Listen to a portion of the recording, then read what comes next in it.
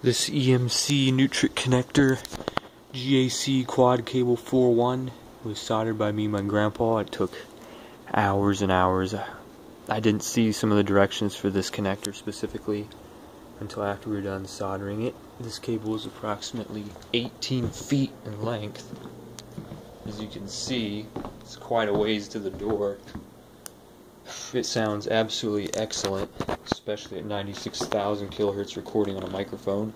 It's an XLR cable. I'm going to be selling it for $55, which is kind of generous, and that's with free shipping.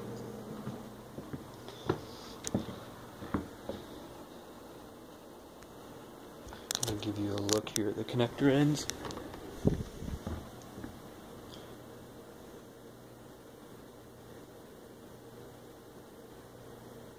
Wait for it to focus.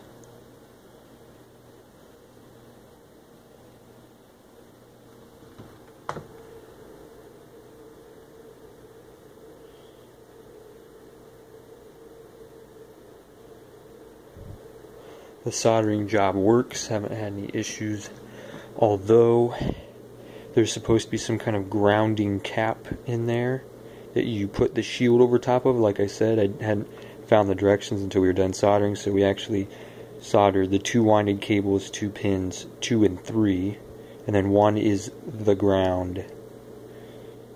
And it works. It's not going to blow your equipment up.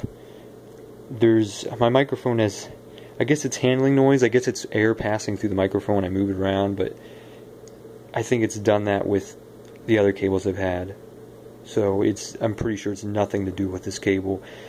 This cable is supposed to have some pretty good RF rejection on top of the connector here, and I don't think I've seen any cables with this end sold on eBay yet. So hopefully this will kind of bring me into the market for cables on eBay, and I can sell at decent prices. Oh, and I won't jack prices up for short cables like $20 for a foot just because it's a decent cable. Because in reality, those guys are making a ton of money on a foot or 2 foot cables.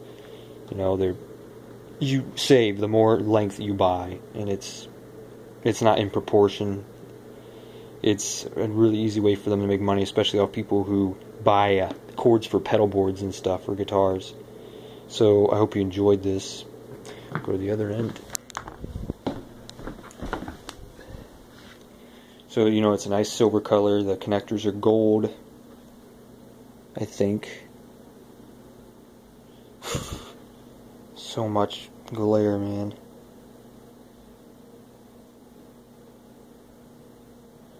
Got Liechtenstein on there. I guess I could show you the solder job.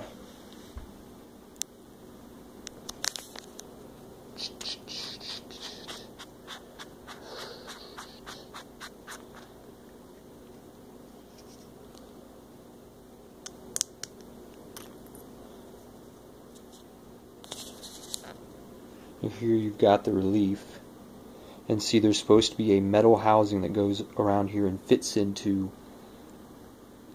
this groove. Wait, that groove right there, both sides, and the ground is supposed to just lay over top of that instead of being twisted and then tinned and then soldered to one like we did. But we had no idea because I didn't find the directions. Oh yeah, and there's a little bit of solder on the tip there. I think that's what that is, yeah. It doesn't hurt anything, not that I know of. The soldering job, it works. There isn't any noisy, there's no grain in the sound, there's no static noise, there's no sound to noise. I mean, this has taken a while, but it will not focus. I have to have it focus on something larger. There we go. I mean, I put some like wire tape around that ground so it wouldn't touch the other cables. Like I said, this took probably 4 or 5 hours to do these because we're doing them kind of wrong. The other end looks about like that, so you get the idea. It's a pretty dang good cable, and for long runs you're going to want that RF rejection, especially if you're in your radio stations and stuff like that. And if you want a good price on a cable, here you go. You won't have to do it yourself. You have a good day.